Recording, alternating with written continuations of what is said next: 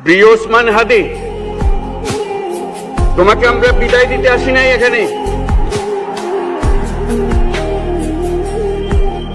তুমি আমাদের বুকের ভেতরে আছো এবং চিরদিন বাংলাদেশ যতদিন আছে তুমি সকল বাংলাদেশির বুকের মধ্যে থাকবে।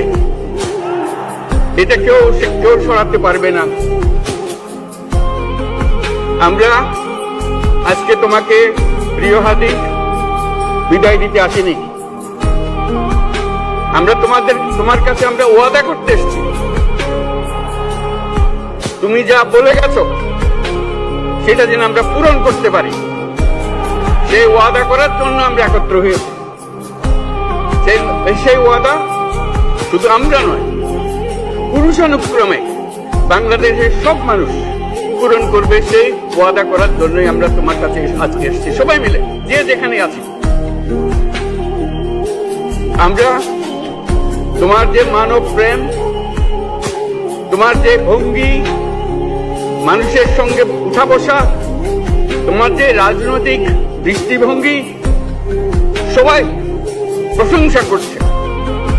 সেটা আমরা মনে প্রাণে গ্রহণ করছি, এটা যেন আমাদের মনে সব সময় জাগ্রত থাকে, আমরা সেটা অনুসরণ করতে পারি। তুমি আমাদেরকে এমন এক মন্ত্র কানে দিয়ে গেছো, সেই মন্ত্র বাংলাদেশের কেউ কোনোদিন ভুলতে পারবে না এবং এই মন্ত্র চিরদিন আমাদের কানে বাজতে থাকবে। সেই মন্ত্র বাংলাদেশের বড় মন্ত্র হয়ে আমাদের জাতির সঙ্গে সংযুক্ত থাকবে। তোমার মন্ত্র ছিল বলবীর চির উন্নত মমশির। এই উন্নত মমশিরের যে মন্ত্র তুমি দিয়ে গেছো, সেটা বাংলাদেশি সন্তানের জন্মলগ্ন থেকে যতদিন সে বেঁচে থাকবে নিজের কাছে বলবে, চল বলবীর চির উন্নত মমশির, আমাদের শির কখনো নত হবে না। সেই মন্ত্র তুমি আমাদেরকে দিয়ে গেছো, আমাদের সব কাজে সেটা আমরা প্রমাণ করব। আমরা দুনিয়ার সামনে মাথা উঁচু করে চলবো, কারো কাছে মাথা নত করব না। সেই মন্ত্র তুমি আমাদেরকে দিয়ে গেছো, আমরা সেটা পূরণ করে যাব। প্রিয় হাদি, তুমি নির্বাচনে অংশগ্রহণ করতে চেয়েছিলে এবং সেই নির্বাচনে অংশগ্রহণ করতে গিয়ে নির্বাচন কিভাবে করতে হয় তারও একটা প্রক্রিয়া জানিয়ে গেছে আমাদেরকে।